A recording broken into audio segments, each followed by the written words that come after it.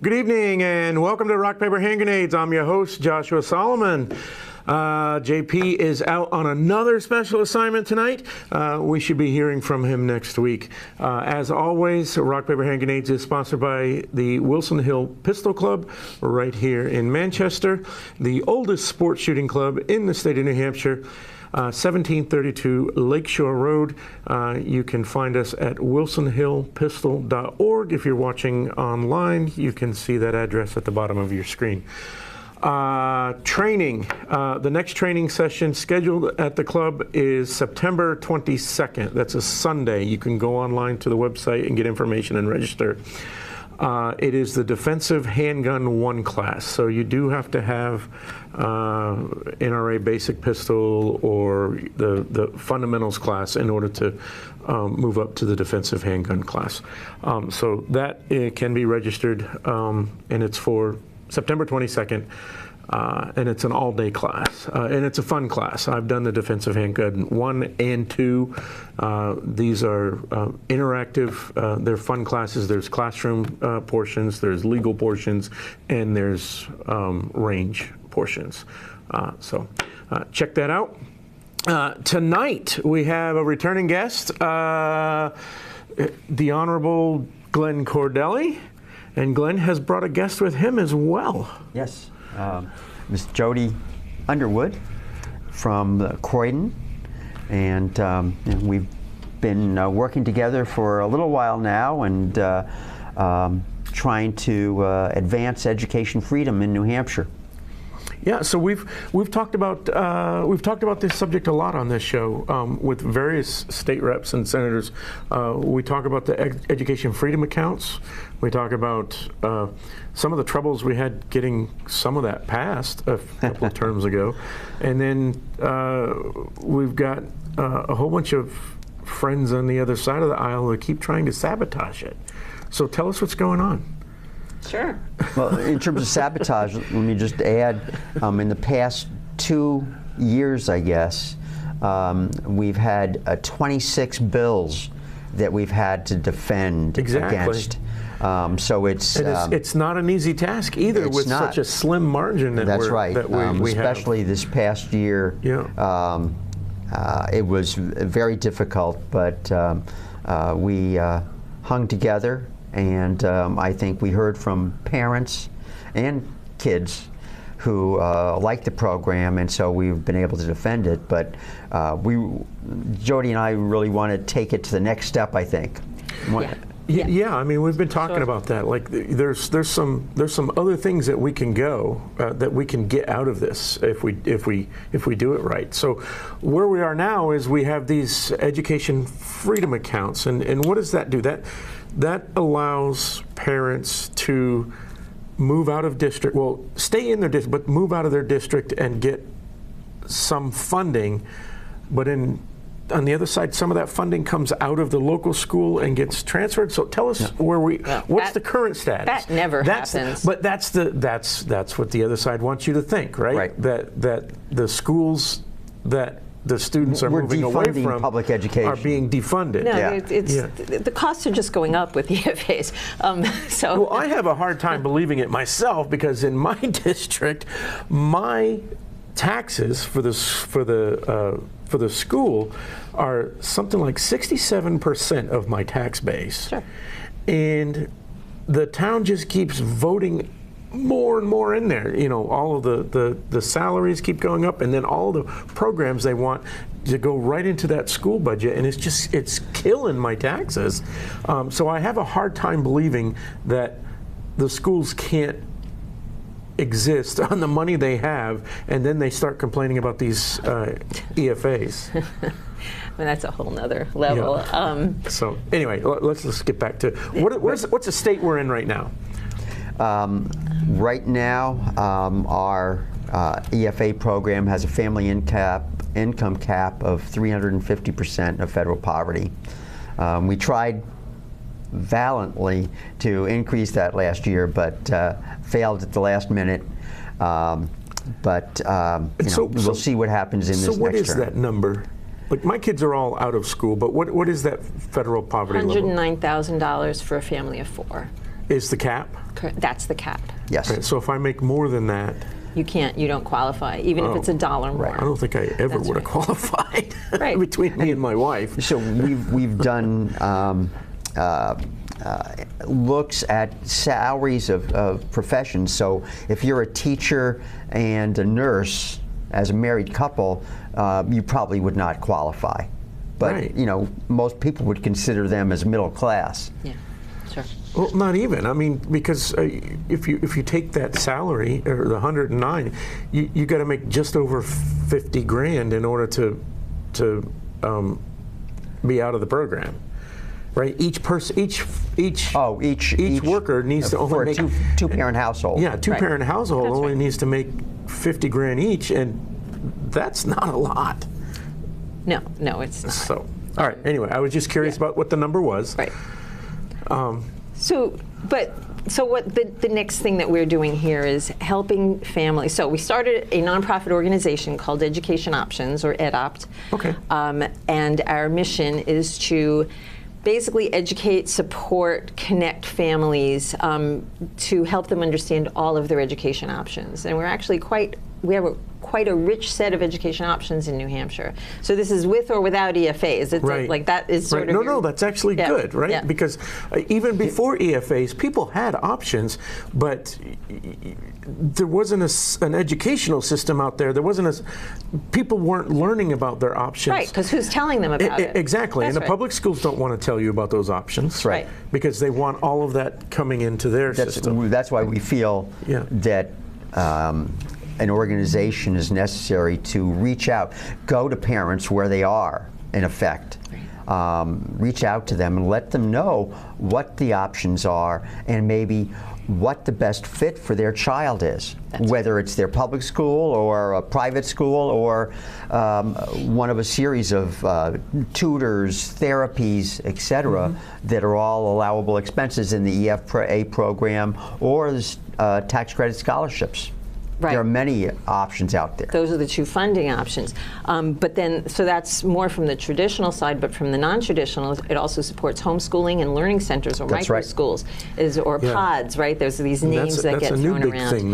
It is. Well, it's not new, but it's getting bigger in the last few years. Since COVID, that's when it all got kicked off, and when people started seeing behind the curtain in schools. So they realized something that is going on there. So more and more people are realizing that they do have options, but they don't know what they are, right? So they think, I could homeschool, but I can't homeschool because I need to work.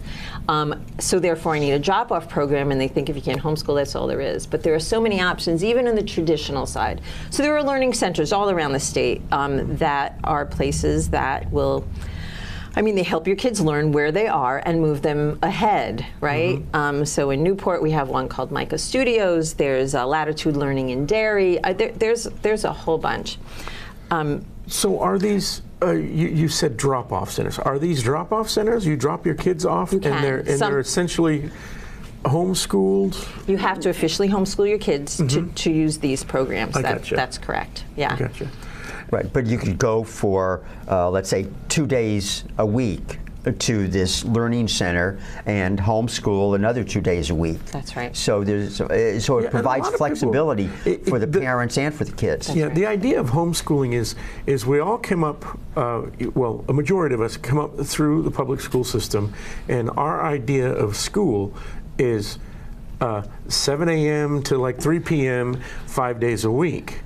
But I think the first thing you got to get out of your head, if you want to homeschool or if you're even thinking about that option, is that those hours are not set in stone. You don't have to, if you have to work 9 to 5, you can still homeschool in the evening, you can homeschool on weekends, you can homeschool on your own schedule. Oh, that's absolutely right. Yeah. Right. And what's more, homeschool families find that they don't need more than a couple hours a day to get at the academic part of their education. Right, and that's the other thing. So then what's going on in in a school, structured environment in a public school? You get, you get up to the high school level, and you get 4 or 5 periods a day, each at 45 minutes. So you're 45 minutes on one subject, 45 minutes on another subject.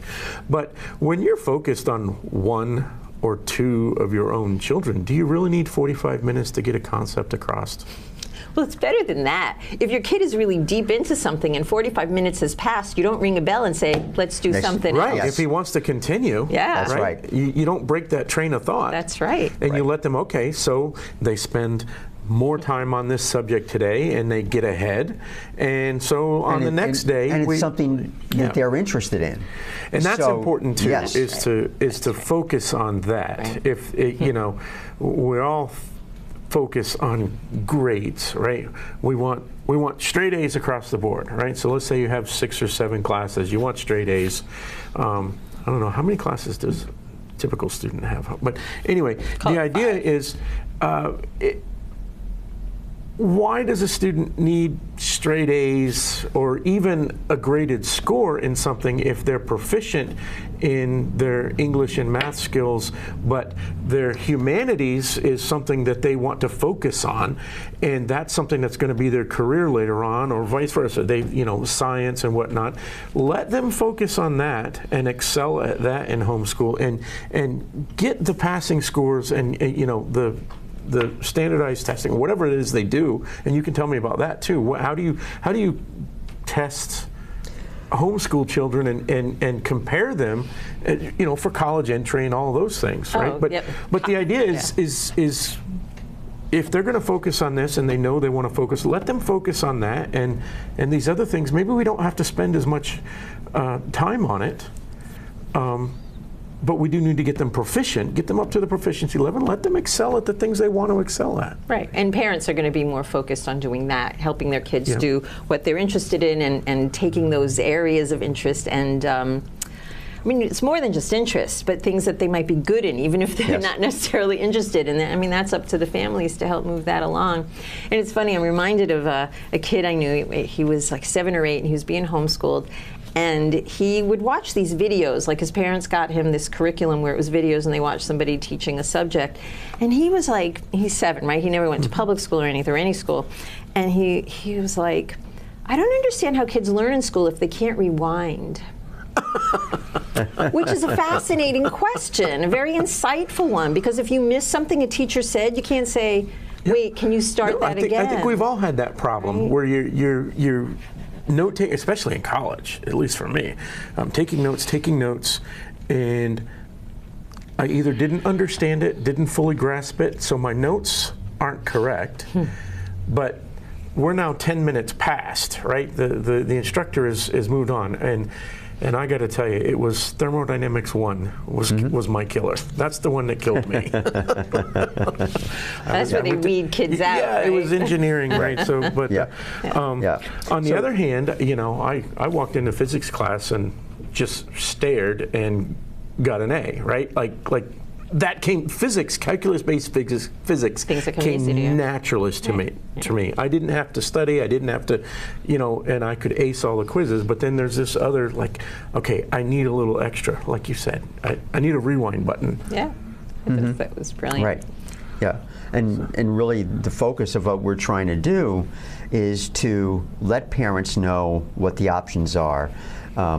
Jody's group, Education Options, has started a website that we want to build on and expand, but right now even you can go in by, I think it's the county, isn't it? It is. Correct, Jody? It's organized by county, that's right, where we list all the options, all from traditional to non-traditional, all the different ones. So even traditional is interesting, right? People know about charter schools and private schools and religious schools as part of private, but what they may not know is there's something called dual enrollment. So if you're in high school, you can take community college classes, get credit there and in your high school, like for graduation, right? There's also the Learn Everywhere program where things that you already do outside of school, you can get credit for in school. And most people don't know about that. Well, what kind of things would that cover? Because it's, again, for someone who, and for the majority of the population who come through the typical public school system, what is it that can be being done outside of school that they get that credit for? Like volunteer work or what? The Learn Everywhere program was set up by Commissioner Edelblut and the Department of Education, recognizing that kids learn everywhere, hence the name. But groups like Boys and Girls Club, Civil Air Patrol, they have programs in place where they're teaching kids very useful information. I spent many an hour in a Civil Air Patrol class myself. Yeah, right. So. Yeah, I'm a major in the Civil Air Patrol myself. There are great programs there, and so that they can apply to the State Board of Education to be an actual Learn Everywhere credit providing program through the State Board of Education. Right. And there's a rigorous process to get certified to have that mantle of being a Learn Everywhere credit-bearing program. And they're great organizations, and it's constantly expanding. And that's why, the website that Education Options is building is great. So people, it's hard to know about all these programs that are out there. That's why we feel I wish something like that existed when I was in high school, right. because I had interests that the high school wasn't. So I was flying. And I was in the Civil Air Patrol, so I spent a lot of classroom time. Yes. And so there's a lot of math that goes into it, navigation, weather. Like these are college level. Just to get a private pilot license at the age of 17, there's a whole meteorology aspect to it, right? If I could have gotten credit for all of those, I would have loved to have had credit for those. That's right. Right, and so a lot of kids like that. Civil Air Patrol, Sea Cadets, Young Marines. These are organizations, and Boy Scouts and Girl Scouts. These are organizations that there are very specific tracks in class. Gymnastics programs, et cetera. There's a whole range out there that have already been approved by the state board. Including one flight school, right? In the yes, that's right. Yeah. Yes. Nice. Yeah. Nice. Yeah. So there are. Right, so that's the Learn Everywhere. Right, and that's I apologize. and they're mostly I for keep electives. Derailing this. Honestly, no, that's okay. Fine. Learn Everywhere is mostly gives credit for electives, and probably for like phys ed also for things like gymnastics. Yep. And so and there's the schools have to take the credits, but there's just a certain amount that they're allowed to get through Learn Everywhere, a certain amount of credits. Yeah. But that's a good example of the options that are out there that parents would have a difficult time finding out about if it weren't for what we're trying to accomplish. So let's talk about that. So we can go into detail about other programs, but the idea is your organization is trying to educate parents. What if parents aren't looking for it? Are you doing an outreach? Well, but I can tell you. And how do you do that outreach? Because you're not going to show up to a PTA meeting because the school board's really going to be upset with you if you start showing up to meetings. And we have to reach them differently. Yeah. But what we're finding, so I live in Croydon in the Upper Valley, and I've been going to the farmers market Friday afternoons in Newport, and I hand out flyers to people, and I say, hi, I'm from this nonprofit, and we're interested in educating parents about all their education options. And 99% of the people are like, what education options? Or like, oh, that's a great idea. Oh, I didn't know about that. The feedback has just been outstanding, and probably from people on all sides of the aisle, if you will. I think we've had one person who what parent doesn't want their child to earn credit and not have to do it in school, right? I mean, if you're in a football program or a gymnastics program, there's the phys ed part of that, but then in gymnastics and dance, there's artistic portions of that, and I can even see some kind of sports management portion of it, right? If you're sitting down and you're learning the game, and you're learning how to manage the game, and you're learning how, I can see all kinds of things for things that parents are already having their kids do in an extracurricular manner. Right, for them to know about that, exactly, right. But that's just one option, right? Yep. Right. I mean, don't forget, a lot of kids are bullied in school. A lot of kids are feeling stressed in school. I mean, those are the parents that I want to find first, right? Like, make sure your kids are safe. and so know that there are other options. And Yep. you know, high school's a big one for that.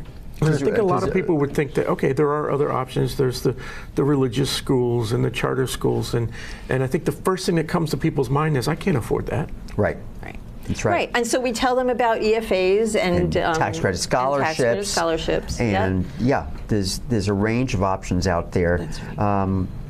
New Hampshire really is, I think, quite advanced in terms of the options that we do have available. And so the problem is letting people know what those options are. Right. But at the same time, we want to continue to expand those options because, you know, I've talked to teachers at, you know, I'm running for re-election, District 7, Carroll County, but you know, knocking on doors, you know, I was talking to a gentleman 2 days ago whose wife was a teacher and very frustrated in her current role. And we want to let teachers and know also that they have options available, because they could start up, as Jody was talking about, a micro school or a pod, or even 2 certified teachers can start a charter school. And so they have the ability to become entrepreneurs and expand their horizons, but also provide for options for additional families. Right. So on our website, it's edopt.org, by the way, edopt.org. There's a contact us page, and I've gotten a few emails from people who have found us, and I'm not even sure how they all found us. But one woman told me that she has 2 kids in school. One is advanced, one is and bored, and the other one is behind, and they're both in, like, you know, the 2 sides of that bell curve, that this school is not really addressing her problems, and she can't homeschool, right? This whole thing. And I suggested that she look into a learning co-op, if you will, where you get together, you find other families in your area, and see if you can, like, pull resources. One day one family watches kids, one day another, and, you know, helps them move forward. And you know, I mentioned this entrepreneurship kind of thing. She jumped on that. She was like, "Oh my God, is that really something I can do?" And I connected her to Granite State Home Educators. I told her to get on Facebook to her local area and ask for people to see if there's anybody in her area that was interested. 4 people were like me, and so they're going. Like, they're just on their way. How does this work? The entrepreneurial part of it. You said you were talking to, well, the husband of a teacher, right. But if a teacher currently employed in a public school wanted to branch out and do that, how does that work as far as her paycheck goes, right? Or his paycheck? That entrepreneurship means to me that I have to have some capital. I either have to have it in my bank, or I have to go and ask the bank, and I have to start something. So. Right. I know if I were to say we're going to start a micro school or something of this nature, people need to get paid for their time, or also have full-time jobs. So how do you address that? It's a business. Yeah. I mean, you have to look at it as a business. EFAs have certainly helped these learning centers start, but I mean, anything can happen. You know, it's. I know a private school on the other side of the lake from where I am. I think they started out with 3 students, you know, and charged tuition. You know, they weren't making a lot of money, but they started out with three students, and they're expanding each year and growing as people become aware of the school. So they can't make a fortune with just 3 kids, unless the 3 kids are wealthy and willing to pay a lot of money, right? But, well, I would assume the EFAs helped to pay that, or the salaries of the teachers, or expense of the building, or whatever. Yeah, tax credit scholarship or EFAs, yes. I imagine that's where the money comes from, but you have to have, basically you have to start out with clients, right? And your clients are your students or your families that are involved. Right, and it's not just teachers, like anybody can start centers like this. Right. And we know of people who are in the education entrepreneurship business. Carrie McDonald, for instance, I've already talked to her, and she's given us information that we can make available to parents, or to teachers, on how to start on the entrepreneurship road and start a school. And starting a public charter school is something that is a process through the Department of Education that has been followed by a number of teachers in order to start a charter school, and those are all funded by the state because they're public schools. Right. So what kind of rules come with that? If they become, I mean, there's going to be some Sure, there are educational thresholds. There's going to be some state requirements. Well, like, you have a lot of what kind flexibility things? because you don't have a public charter school doesn't have to follow all the administrative rules that a traditional public school does. How about curriculum? They need a curriculum. You But come do up you with a have to curriculum. follow the public curriculum. No. Yeah. Because that's I mean, let's be honest, that's another big thing that's been going on is curriculum and whatnot. That's that's a big reason why some parents want their kids out of the school. That's absolutely aside right. from the bullying and That's all of right. the other things. Absolutely. Oh, the bringing people values. up to- Oh, yeah, absolutely. That's another big Yes. reason for There doing are, this. I think, Yes. 5 either started up or in the process of starting up classical charter schools. Yep, Lionheart. Lionheart is There's one over in the This Keene area. Seacoast has one. Yep, and opening they're using a next year. classical curriculum, looking at working with founding documents and evidence-based research. And real math, not new math. Yeah, right.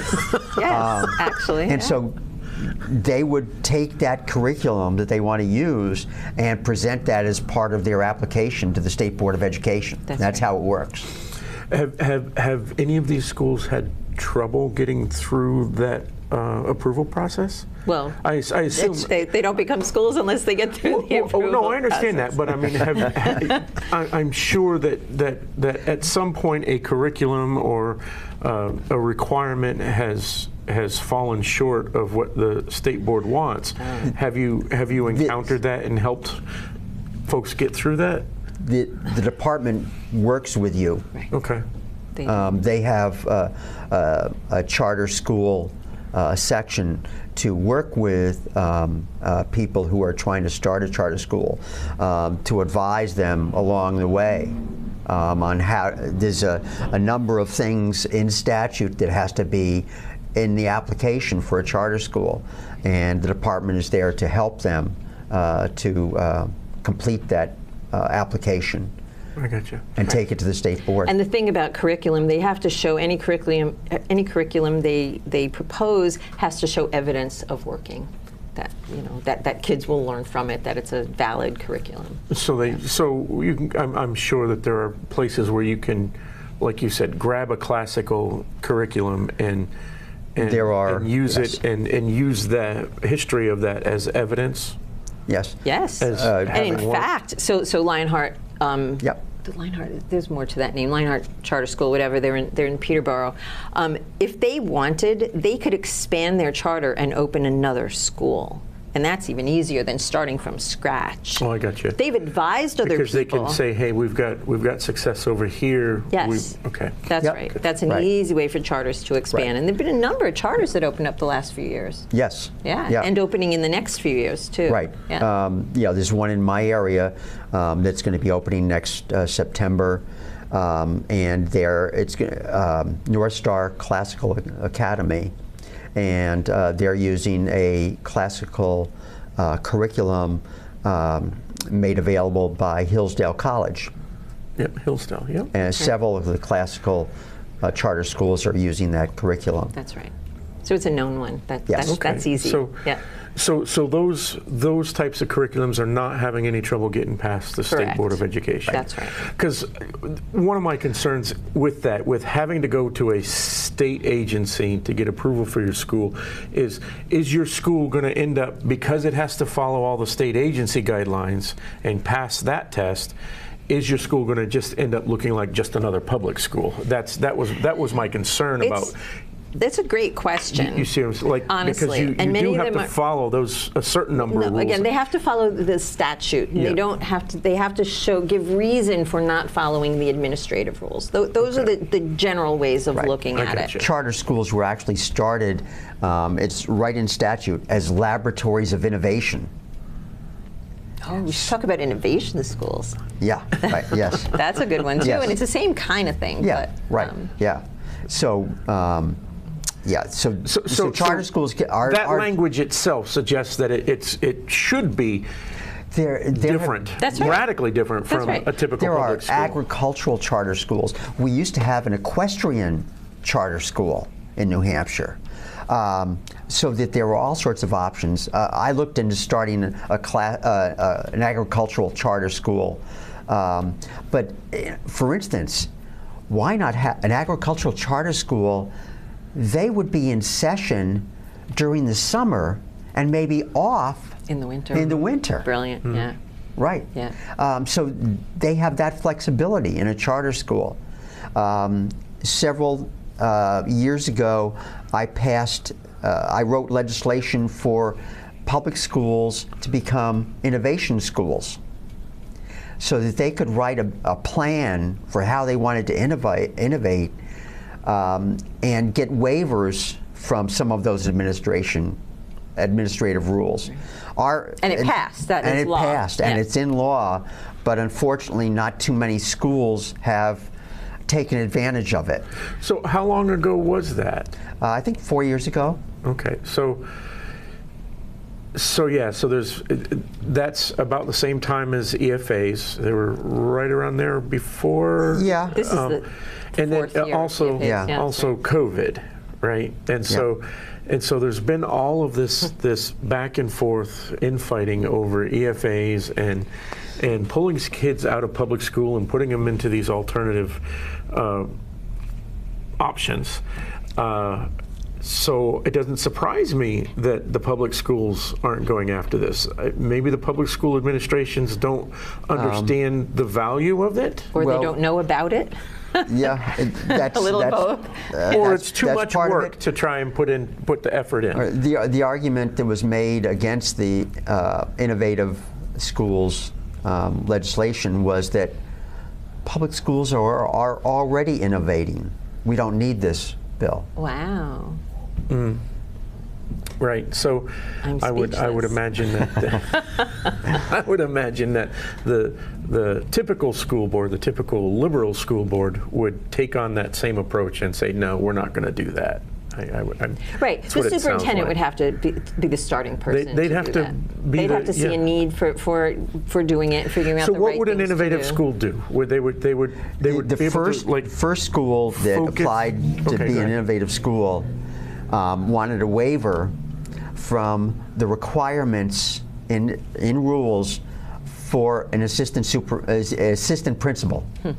That was their innovation. So they got a waiver so they could hire someone who So they didn't wanted have the they didn't have the credentials. criteria it laid out in administrative rules for an assistant principal. I believe that was the first one. Wow.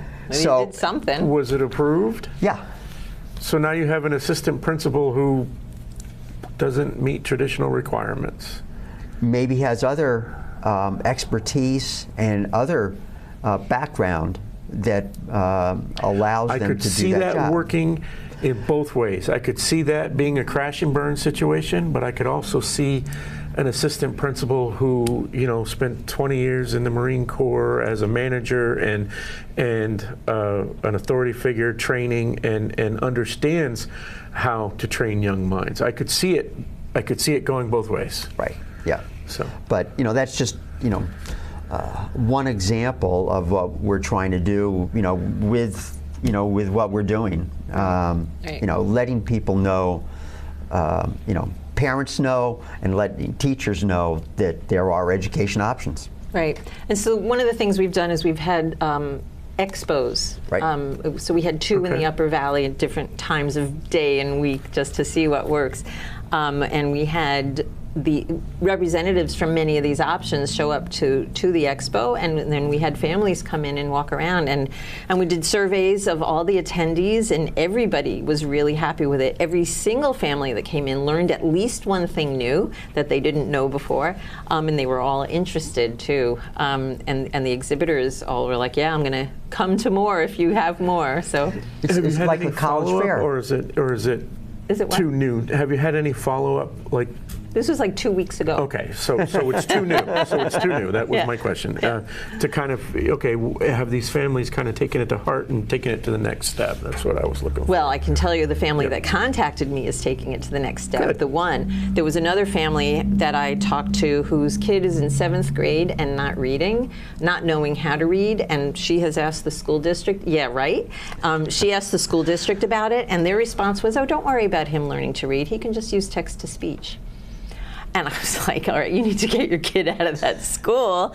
And she's like, yeah, but I can't homeschool. I told her about a learning center that was nearby, and she was like, oh, I had no idea there were drop-off programs. So she went and called them the next day. I mean, there are people out there that they want solutions to things, and it just has to be the right one that fits them. In this state. So about all those options, are you?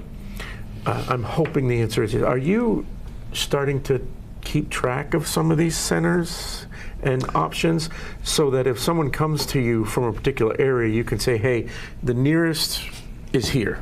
Yes. Right? So what we have on our website. Can have what we have on our website, it's only organized by county now. We're gonna, hopefully we'll get some funding and we'll be able to fill this out more richly, but by county we have examples. I mean, we don't know that it's complete, but we have examples of all the options for each one, from traditional to non-traditional and everything in between.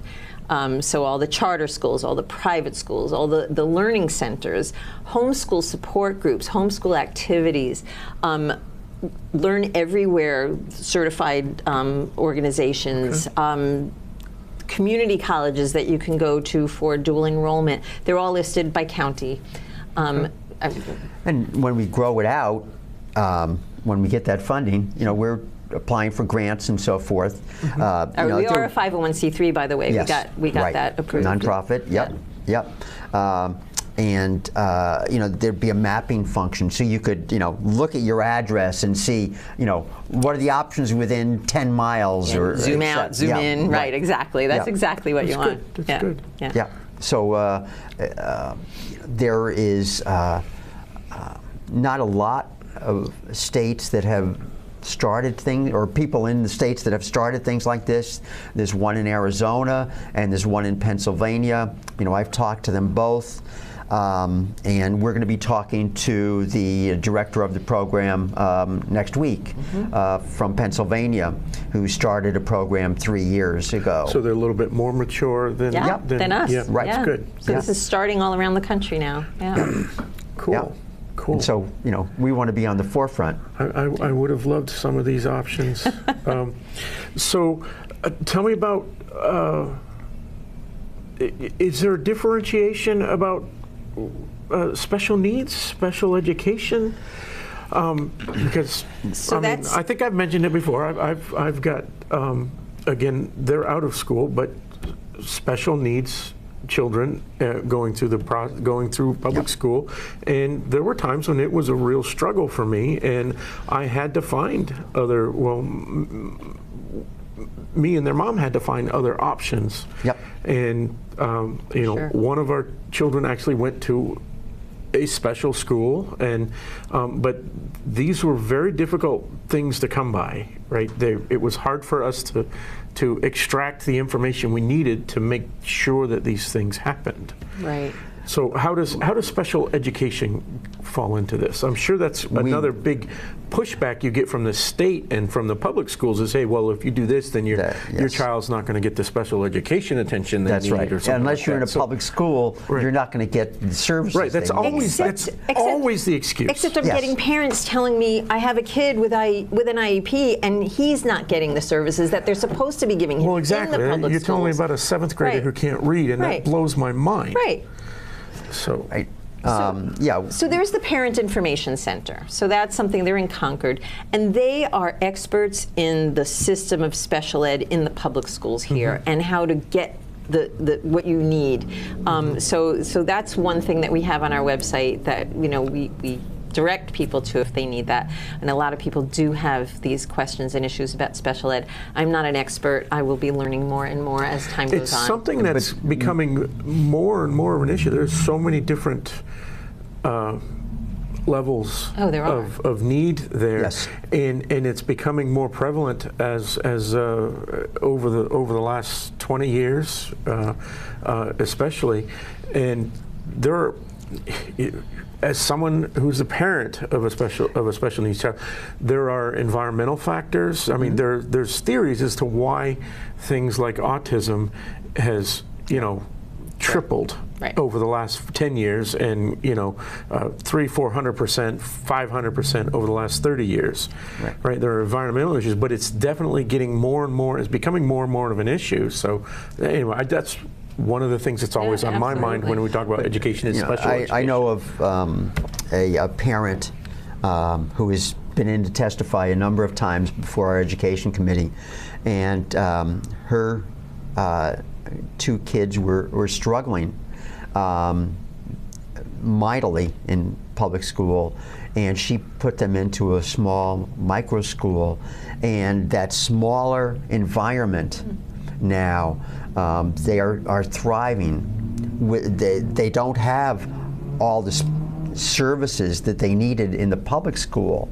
They're doing well on their own in this smaller micro school environment. So then maybe we can restate that they didn't actually need those services. They were told what they really needed them. was the one-on-one. The one-on-one was always because of the key. environment. Because of the environment. Right. Yeah. And I know families who homeschool their kids who have special needs, and they just deal with their kids one-on-one and figure out the best way to get them somewhere. Right. And I visited, I remember it distinctly, a charter school that said that the public school sent them kids with IEPs, and they would have the kid for a year or so and send them back to the public school without the services that they needed, or with less services that they needed. I think that there are options for special education parents also, and many special ed parents are frustrated trying to get what they think are the services they need in public schools, as Jody was talking about. And sometimes it's a combination of therapies and tutors, maybe that, or learning centers that would be the right combination for your child. But that's where hopefully as we grow what we're doing, we can offer those parents the support services they need and the advice that they need. Right. And part of it is, us directly helping them, and part of it is helping them network and finding those other people who can help them to find that support. That's right. Yeah, I would imagine that there are probably a lot of lost parents out there scattered throughout the state that if they were, a lot of people are introverts, especially you get out into the rural areas, right? And you don't necessarily know all of your neighbors. You don't know the parents of all the other children that your child goes to school with. And maybe they don't realize that there's 5 or 6 other parents close by that they could almost immediately just get together and start. Figure something out. That's right. So that's the networking thing has got to be a huge thing. And that's part of the expo concept. That's right. Right. And so our plan is to grow, right? So we feel like we've had a lot of success. We have a lot of lessons learned, and we're actually meeting next week with people from all around the state who are interested in doing this with us. And we're going to have expos, well, in different spots around the state. We don't have any dates set yet anywhere, but that's our plan to get parents to come, to get the exhibitors to come and have people talk to each other. So this expo idea is kind of fascinating to me. If you had, you could make this a regular thing. so that you had For sure. an expo annually, Yep. like beginning of August, That's late right. June, beginning Yep. of August, or not late, All late July. around the state. That's right. Right, and have them all over right before school starts, right, when parents are starting to think about sending their kids to school, the back to school sales and all that stuff, and you have the back to school alternative education expo Yep. in various places that are easy to get to, right? Couple way up north, a couple down south on the seacoast, out west in Claremont. Yeah. And maybe that's your networking. That's our plan. Yeah, right. That's And part maybe of it. even homeschool children, EFA children, can go back to their public school and take courses as well. So Right. maybe Right. the public school wants to come to the expo and say, hey, look at this great science lab that we have. Maybe you want to come and take, Chemistry 101. Yeah. Well, so homeschoolers can do that. Homeschoolers can do that. but EFA students can also. But they have to pay. Right, out of their tuition money. Correct. Yes. Right. All right. Right. Just to be clear about Yes, that. exactly. Yeah. Yes. Right.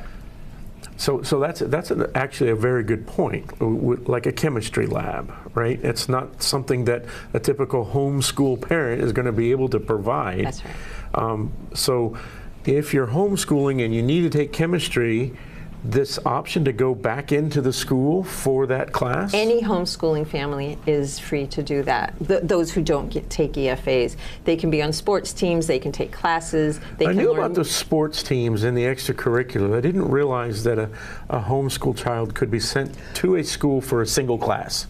I didn't realize that. Or even a career technical education center. Yeah. Those I kind of knew about. It's like the What's the public difference? school. You're absolutely right. What's the difference? Yeah. But me as a parent, I don't know that until someone educates me. Right. And that's what education options is all That's about. what it is. That's right. All right. Yeah. So, I'm very excited about, where this is going and the possibilities that it has for, really, we talk about education freedom accounts, but what we're talking about is education freedom, period. Period. Right. That's right. Right. Right. Yeah. So is there, all of these things cost money. EFAs kind of help, the scholarships kind of help. But what about families who, like, how much does it cost? Like, how much, I know it's going to be different for every center, but is there an average? Is a family thinking about doing this? They've got their EFA money, which is, it's not a lot, right? It's a few grand. It's a base of 4,200. Right. Yeah. So and the you average take is about that and you $5,200 for apply an that EFA towards program. your Yep. tuition. Is a family going to be expected to? Are we talking about $200-300 a month? Or are we talking about, what are we talking about to make up the difference? For what? Well, you've got an education center, Are you or if talking you've got a about charter learning school center or a learning center. Charter schools paid for by the state, and in fact, most charter schools, because they are set up like regular schools, they do major fundraising to get the money they need to run. Okay, so there's no tuition there. Correct. But It's free for kids. That's Yes. right. these learning centers and Learning things centers like that? are independent organizations. And so they charge what they want to charge, and it's They going to be charge different. what they can get. That's yeah, right. okay. Yes. And they should do fundraising too, Right. because they're not going to be able to pay all of their bills just Right. through the EFAs. And even private schools. So fundraising, that's where I'm getting at. Fundraising. Like, Right. what's making up the difference That's here? right. Right. Fundraising. So private schools also have scholarship opportunities. They provide money also and provide scholarships on top of an education freedom account or a tax credit scholarship. And actually you can take both. If you qualify, you can get both an education freedom account and a tax credit scholarship. Right. So you can get both of those and then combine that maybe with a small scholarship from a private school in order to make your tuition. Yeah. Yeah, the private schools tend to have sliding scales too. Yes. Yeah. Right. All right, so the other thing that a traditional parent, I'll just call it a traditional parent, someone who's would normally be concerned about is this: okay, I homeschool my child, we go through all of these options. How do I get my child into Harvard if he doesn't have a 4.0 average from the local public school? So I would say if you were to look, and I don't know specifically which, but many colleges, many colleges like Harvard have a way for homeschoolers to apply to them. They actually like homeschoolers to come because they find them to, and so what, all right, so what happens is parents keep portfolios of what their kids have learned and done, and they take the SAT. They do the other requirements that they need to do, and so they don't have a grade point average. But honestly, what do the grade point average even tell you about a kid, depending on what school you go to? So I know a story. Sorry, of somebody who graduated valedictorian of his high school in Claremont, and then he went to college and had to take remedial classes. So he had a 4.0 in high school. That got him nowhere. He didn't actually learn anything. Right. It is a shock for a lot of public school students who think that they're at the top, or who were at the top of their class in high school. You go to college, and the world is different. Remedial classes. He but wasn't even reading at. Exactly. But what's happening more and more in public schools is you're being spoon-fed. And you've got a leash and you're being dragged along, right? Even if you are valedictorian, but you get to college and you get a professor, and you take your first real college class, right, with a professor and 100 students in an auditorium, and the professor is never going to learn your name, right? You're expected to keep up, take notes, and don't ask questions, and you better show up for your tests, and you better turn in your assignments. And aside from that, you're on your own. This self-reliance thing is not taught in public school, but it's immediately expected of you the instant you show up in college. That's a very Talk about self-reliance. Knocked on a door today, talking with a young mom who is probably going to be homeschooling her son next year. But she has a friend. I was with a fellow representative who homeschooled her daughters, and they were talking, and and the mom said, "Well, I know, another mom who homeschooled her daughters, and they didn't graduate, get any diploma from the high school or anything." She said, "We thought we failed." Well, I guess we didn't, because my daughter went on and got her master's degree from an Ivy League school and everything. So I guess we did okay. So in terms of self-reliance, I think to a degree, homeschoolers learn that self-reliance and independence. They don't have a choice but to. Yeah. That's right.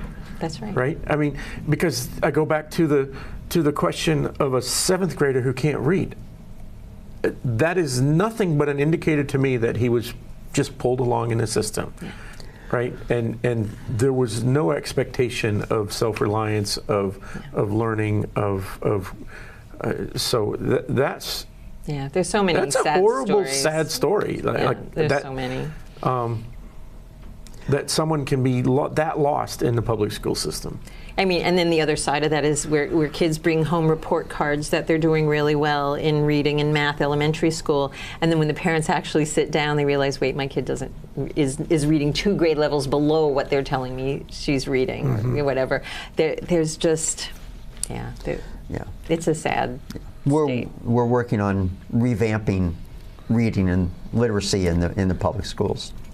And that hopefully that will affect, have good effect in the schools, because it's been also a very sad we absolutely have to address that, but I think that's a completely separate thing. Yes, right? it is. I think he's just talking as a state rep now. No, on the education. I can't help it. I'm sorry.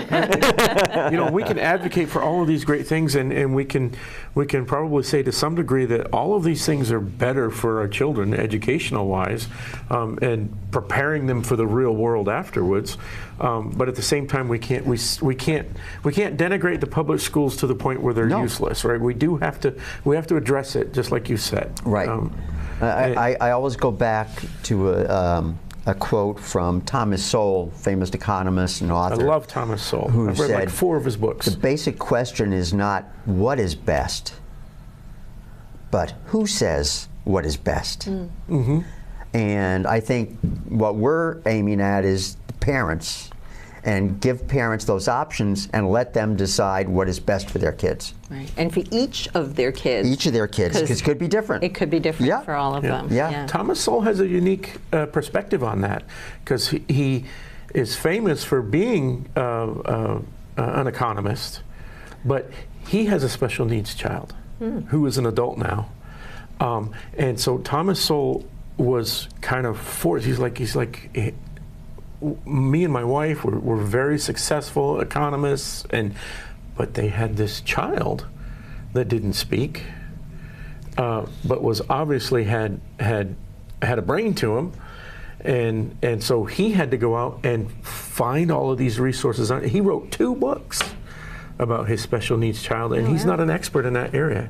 And that's one of the I wrote both of those books, right? Yeah. So I love Thomas Sowell. Yeah. Like that, he's got that, but he had exactly the same type of issue in the 90s trying to educate his special needs child, and had to go out and find these other resources. And he wrote about how his child grew up to be an adult and a very successful computer science graduate and whatnot. So Yeah.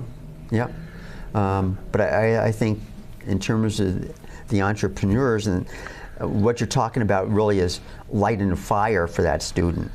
Yeah, really. And yeah. I think maybe a teacher who is an entrepreneur and starts their own school, really has that fire and that drive that, maybe, if you're spending 20 years in the system in a traditional public school, maybe that fire isn't burning as bright for you as maybe someone who's, starting out as an entrepreneur, starting their school, following their vision, following their heart, has that passion that they can communicate to the child.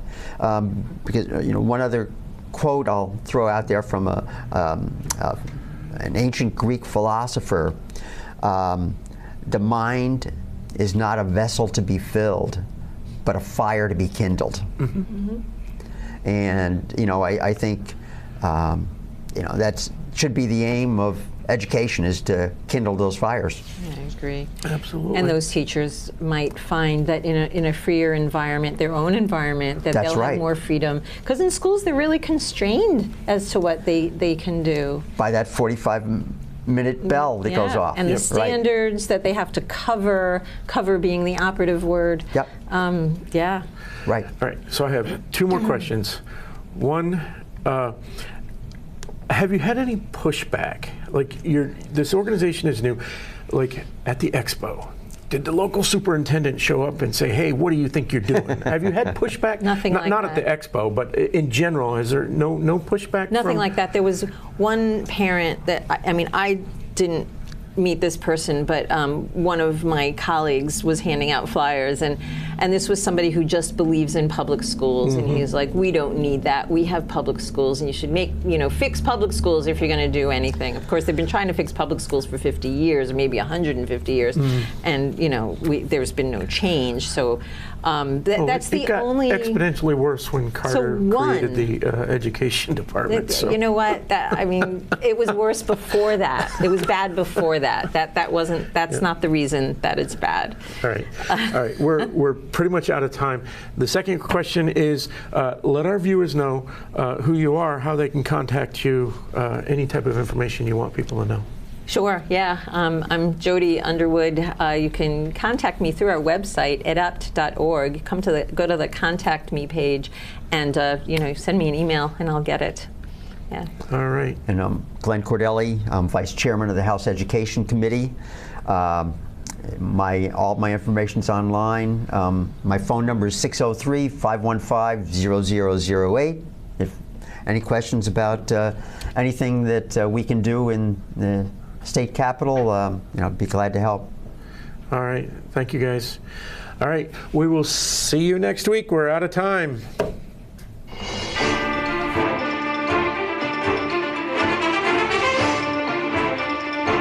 The vote out there. I will be on WMUR's debate Friday night. We will be at the Union Leader on debate tomorrow night. So please check us out. It'll be online, it'll be on TV, and I would be honored to earn your vote. Thank you. Hermit the Frog, like, if you know, you know.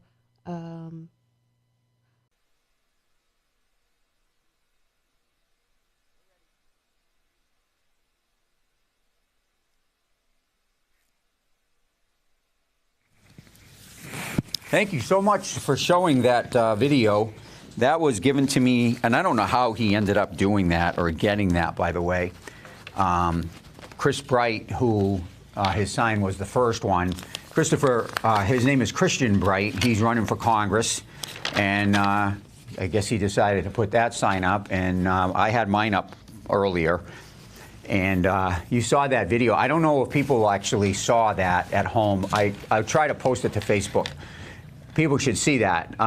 You describe it. You saw it better than I did. A woman with a big bulky purse walking down the street takes down Chris Blight's right. sign, which is a 4x8 with 2 big poles on it. Rips that one down, goes further down the street, and then there's your sign with 2 big metal poles and whatever. It takes her a little bit to take that one down. Yeah, that one's broad daylight. Didn't care that cars were going by. I guess he doesn't. I don't know if anyone knows who Christian is, but why she took them both down, why she was angry walking down the street, and then she continued walking down toward, I don't know, the dollar store, I guess.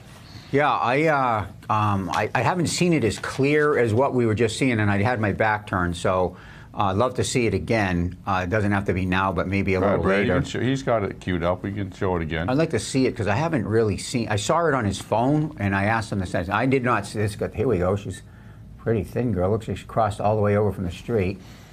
She just wails that one down. She could have thrown him in the garbage at least.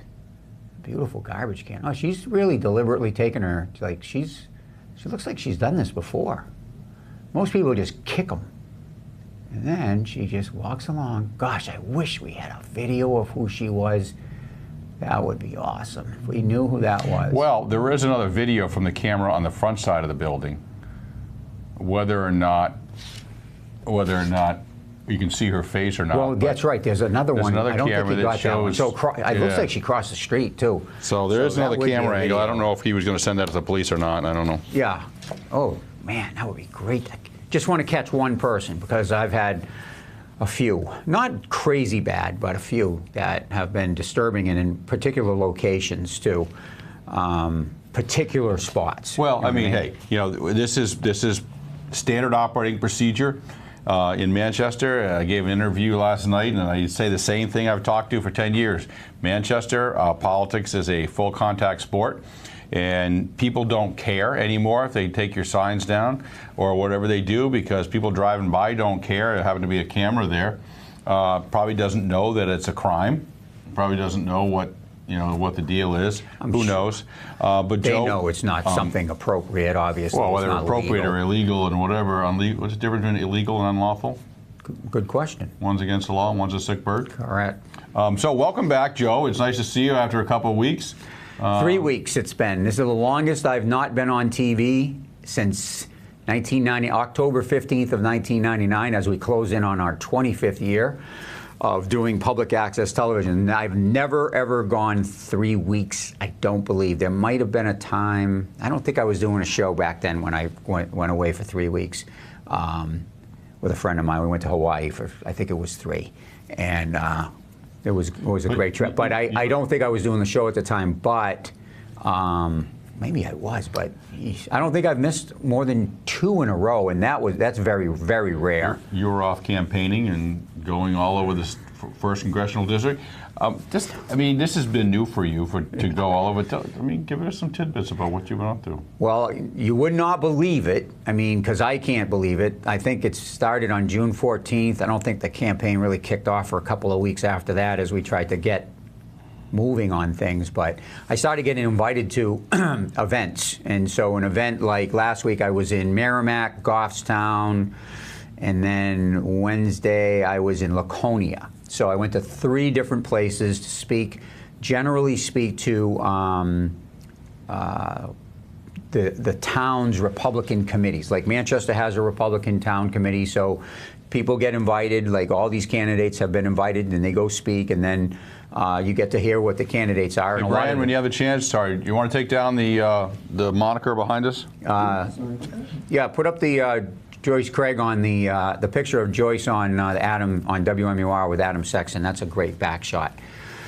In the meantime, so I went to Merrimack, and I got it. You know, they give you 5 or 10 minutes to basically tell them who you are, what you've done, why you're running, and get it out. And so I went there, I went Goffstown, I went to Laconia. I went to Laconia, and boy, there was a lot of people in Laconia at this pub that's closed during the week, in the middle of the week. So I went there, it was about 110 people.